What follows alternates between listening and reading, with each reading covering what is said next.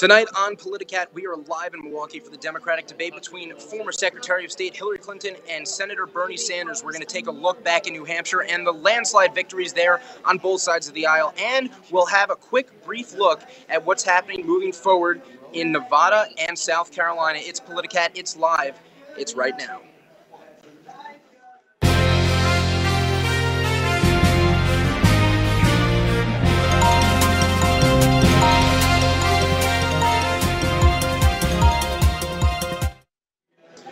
And good evening. Welcome to this live special edition of Politicat. I'm Jesse Kirsch, reporting tonight from Milwaukee on the campus of the University of Wisconsin-Milwaukee, just ahead of the Democratic debate between former Secretary of State Hillary Clinton and Vermont Independent Senator Bernie Sanders. We're here and we're in Evanston, and we're keeping you up to date on everything in this 2016 presidential race. Things got very interesting over the weekend and last week in New Hampshire as Bernie Sanders came away with probably his biggest victory thus far, a landslide blowout win in the New Hampshire primary. But things are already heating up, moving forward in this Democratic fight to the finish as he is becoming more and more viable as a national candidate. And tonight there were people all out in full force in Milwaukee to voice their opinion ahead of tonight's debate. Love water, not oil, not oil. I used to be real idealistic. I used to actually believe politicians told you the truth. They make promises like free college and free Medicaid. That's what the Democratic Party stands for. What would you say to someone who says Hillary's getting, the older crowd, Bernie's getting the younger? I'm shocked. We're the middle class, and that's where Bernie Sanders stands out. He's somebody we trust. He's somebody that's trying to help the middle class as it's shrinking away, and that's why we're supporting Bernie Sanders. Protesters have been gathering here since about 5:30 when we first arrived, and the crowd has grown ever since. There are people for both candidates and people who just want to have their voices heard ahead of tonight's debate and the 2016 election.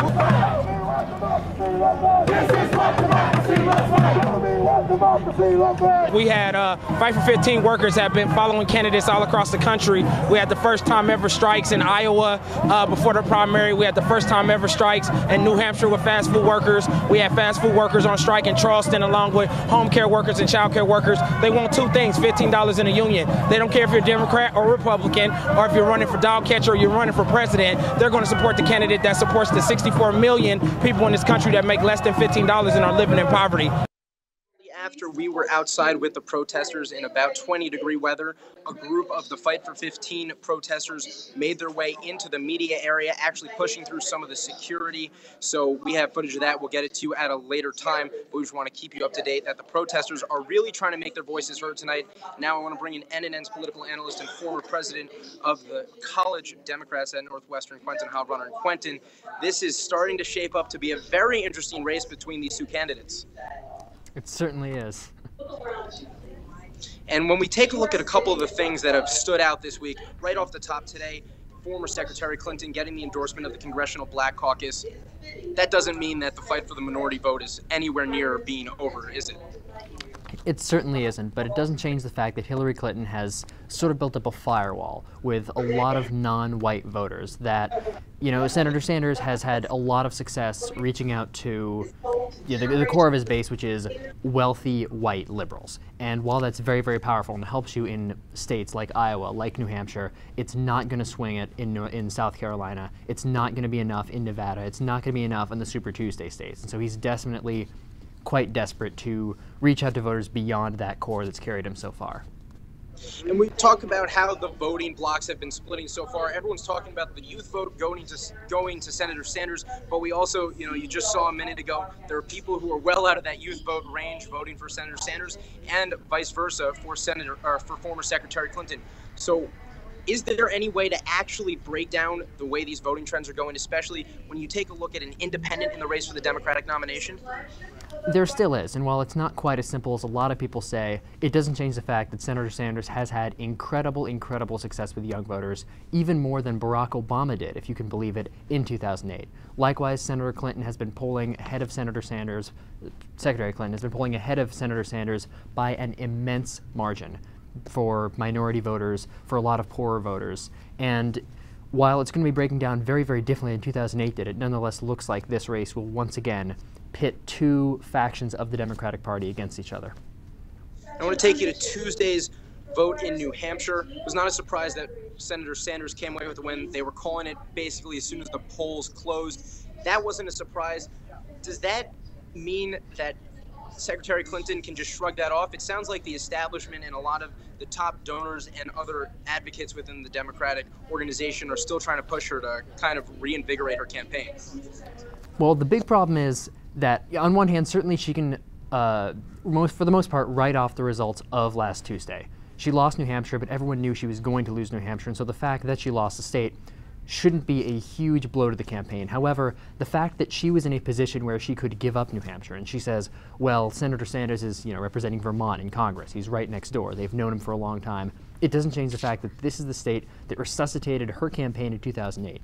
It doesn't change the fact that this is a state that gave Bill Clinton his 1992 comeback second place showing in his first campaign for the presidency. And so, at a certain point, even though her defeat was expected and therefore shouldn't on its own be taken as a sign that her campaign's in trouble, the fact that her campaign wrote off New Hampshire so far out before the actual voting happened is definitely a sign that she should recalibrate her message if she wants to reach out to that Sanders demographic. Now, looking at the Republican side of this race, Donald Trump, not surprising, he came away with a huge landslide win in New Hampshire last week, but John Kasich came up with second place, and today he came away with one of Republican governor from New Jersey, Chris Christie's key donors, who switched teams, so to speak, after Chris Christie dropped out of the race. So does this mean that the establishment's going to now start to rally around John Kasich? I very highly doubt it. Senator Rubio's already had endorsements from people like Tim Scott, the senator from South Carolina, who's one of the rising stars in the Republican Party. He's certainly not going to switch allegiances after just one bad debate and one bad showing. Kenneth Langone, the CEO of Home Depot, who was previously a major donor to Christie's campaign and who's now switched to Team Kasich, is a very, very important get for the Kasich organization. Kasich is also endorsed by the governor of Alabama, Robert Bentley, which is a surprise considering that Kasich has generally been considered a moderate in the race, and Alabama is a very conservative state. But Jeb Bush has an immense amount of money, immense amount of influence, and Marco Rubio still seems to be the choice of a lot of elected officials within the Republican Party. And so while Kasich has now successfully inserted himself into being one of the three finalists for being the anti-Cruz, anti-Trump, that battle for him is far from over, especially looking towards South Carolina, where he is not looking very good in the polling. Well, it sounds like there's still plenty in store in the future, so I want to bring in NNN's Fallon Gallagher, who joins Quentin in Evanston tonight. And Fallon, in 2012, it was Romney and Obama winning in South Carolina. The Democrats have Nevada before South Carolina, but all eyes seem to be on the South now. We've talked about a couple of the minority voting groups. Those blocks are going to be a big part of that night.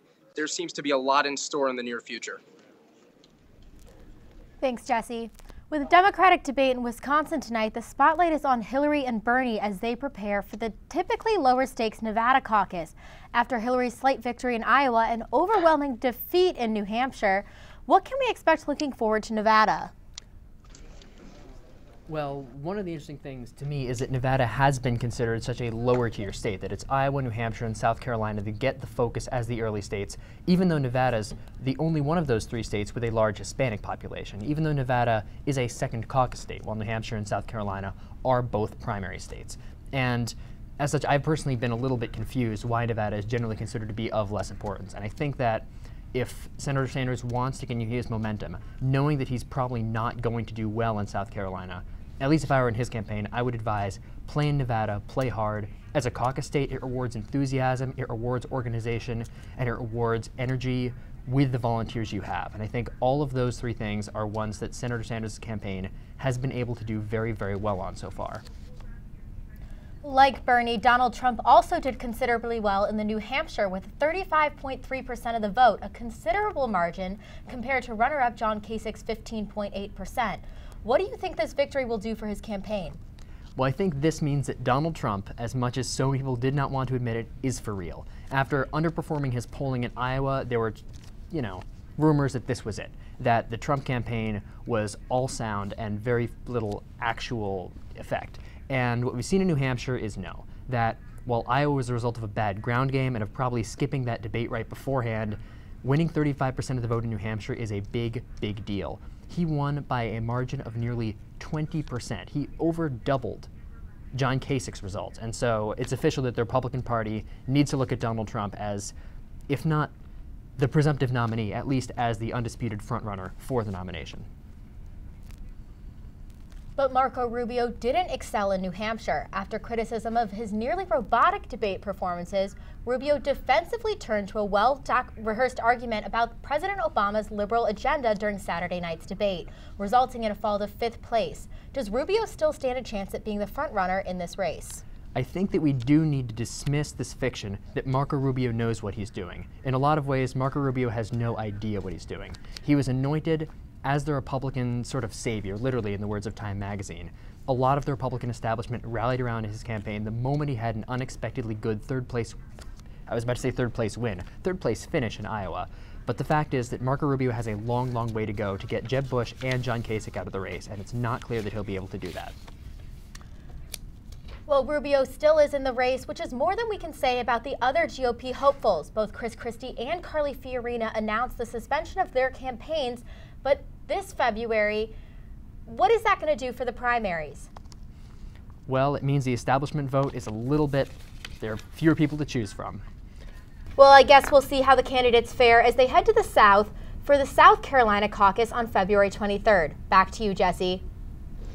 All right, thank you, Fallon and Quentin. So we're going to step aside now as the debate is just about to take place. We'll have more coverage on the Northwestern News Report on Tuesday night. From Milwaukee, I'm Jesse Kirsch. Good night.